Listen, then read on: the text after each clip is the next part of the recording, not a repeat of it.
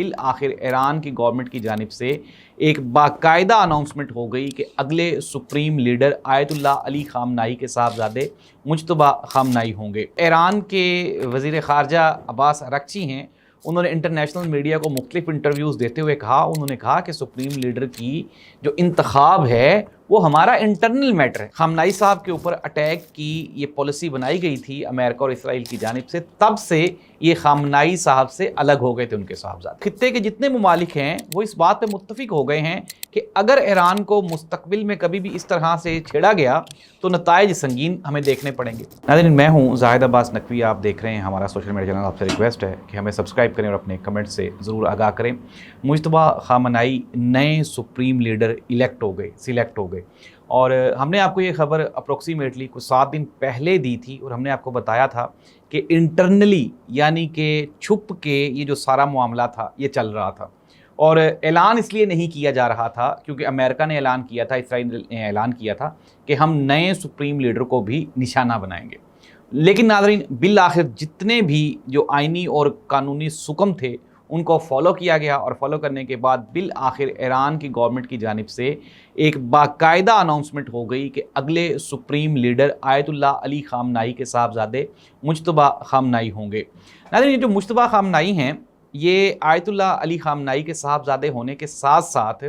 اس کے علاوہ جو پاسداران انقلاب فورس ہے اس میں یہ اہم سرگرمیاں انجام دے چکے ہیں۔ اگر ہم ایران اور عراق جنگ کی بات کریں تو اس جنگ میں یہ جو مجتبیٰ خامنائی ہیں اس جنگ میں باقاعدہ فوجی دستے کا حصہ تھے، اور اس جنگ میں شرکت کرنے والے جو میجر جو بڑے فوجی افسران تھے آج وہ ایران کی سپریم کونسل میں مختلف عہدوں پر ہیں۔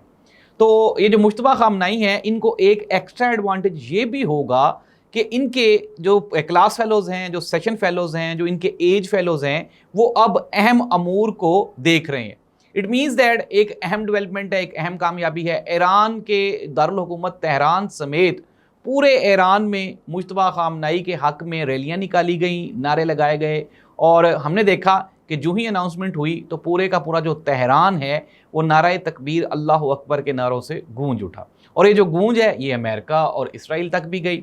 ڈونلڈ ٹرمپ خاص سے ناراض دکھائی دیے۔ ڈونلڈ ٹرمپ نے مختلف مقامات پہ کہا کہ نئے جو سپریم لیڈر ہیں ان کو ہم نہیں مانتے کیونکہ ہم یہ چاہتے ہیں کہ ہم سے بھی مشاورت ہوتی۔ ناظرین، جو ایران کے وزیر خارجہ عباس اراغچی ہیں، انہوں نے انٹرنیشنل میڈیا کو مختلف انٹرویوز دیتے ہوئے انہوں نے کہا کہ سپریم لیڈر کی جو انتخاب ہے وہ ہمارا انٹرنل میٹر ہے، اس میں ہم کسی بھی قسم کی جو بیرونی مداخلت ہے اس کو ایکسیپٹ نہیں کریں گے۔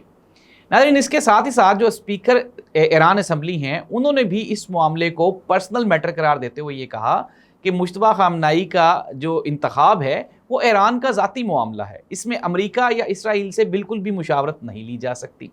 اب ناظرین، ایک بہت بڑی میں آپ کو ایک کہانی، ایک بہت بڑا انکشاف، ایک بہت بڑا ایک راز بتانے والا ہوں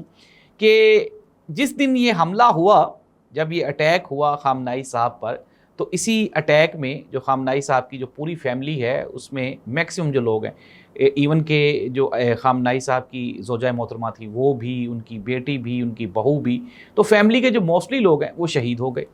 تو مجتبیٰ خامنائی صاحب کے بارے میں شکوک و شبہات تھے کہ یہ اس دن وہاں پہ کیوں موجود نہیں تھے، تو میں آپ کو اس کی وجہ بتانے لگا ہوں۔ ناظرین، وجہ یہ تھی کہ یہ جو مجتبیٰ خامنائی صاحب ہیں یہ گزشتہ 10 سال سے ایران کی پولیٹکس میں بہت ایکٹیو ہیں۔ جب ایون کہ آپ یہ کہیں کہ جب یہ ابھی کوئی یہ سیاسی حلقوں میں ایکٹیو نہیں تھے تب بھی یہ کافی سارے امور کو بغور ان کا یہ جائزہ لیتے تھے اور مطالعہ کرتے تھے۔ ان کے بارے میں جو ایک سب سے اہم بات ہے وہ یہ ہے کہ یہ سنتے زیادہ ہیں، بولتے کم ہیں۔ یہ آبزرویشن ان کی دیکھتے زیادہ ہیں اور چیزوں کو آبزرو زیادہ کرتے ہیں، اور ان کی جو فیصلہ سازی کی قوت ہے دیٹس آسم۔ اور اب میں آپ کو وجہ بتانے لگا ہوں کہ جس دن سے خامنائی صاحب کے اوپر اٹیک کی یہ پالیسی بنائی گئی تھی امریکہ اور اسرائیل کی جانب سے، تب سے یہ خامنائی صاحب سے الگ ہو گئے تھے ان کے صاحبزادے، اور یہ مختلف امور کو الگ سے دیکھتے تھے۔ اب جب آیت اللہ علی خامنائی صاحب کی شہادت ہوئی تو اس کے بعد ہم نے دیکھا کہ ایک دم سے جو مڈل ایسٹ کنٹریز ہیں وہاں پہ تابڑ توڑ اٹیکس ہوئے، اور پاسداران انقلاب کی جانب سے یہ کہا گیا کہ اگر فار ایگزامپل علی خامنہئی صاحب کی شہادت کے بعد ہمیں یہ آرڈر تھا کہ ہم نے یہ حملے کرنے ہی کرنے تھے۔ دوسری جانب اگر ہم بات کریں ایران کے پریزیڈنٹ مسعود پزشکوان کی، تو انہوں نے یہ کہا کہ جی دوست ممالک، ہمسائے ممالک پہ اب حملے نہیں ہوں گے انٹل انلیس، جب تک کہ ہمارے اوپر کوئی اٹیک نہ کیا گیا۔ تو کیا ایک اور سوالیہ نشان کہ کیا ایران میں کوئی سیاسی تقسیم پیدا ہو گئی ہے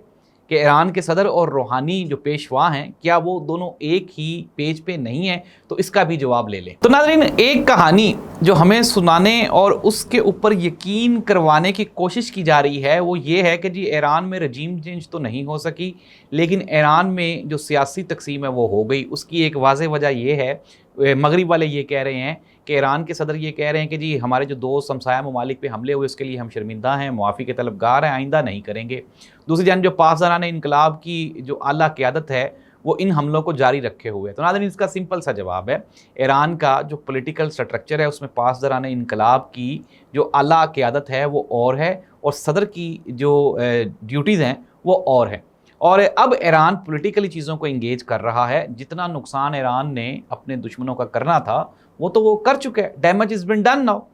اب خطے کے جتنے ممالک ہیں وہ اس بات پہ متفق ہو گئے ہیں کہ اگر ایران کو مستقبل میں کبھی بھی اس طرح سے چھیڑا گیا تو نتائج سنگین ہمیں دیکھنے پڑیں گے۔ ناظرین، کنکلوڈ کر لیتے ہیں، مجتبیٰ خامنہئی جو ہیں وہ آیت اللہ علی خامنہئی سے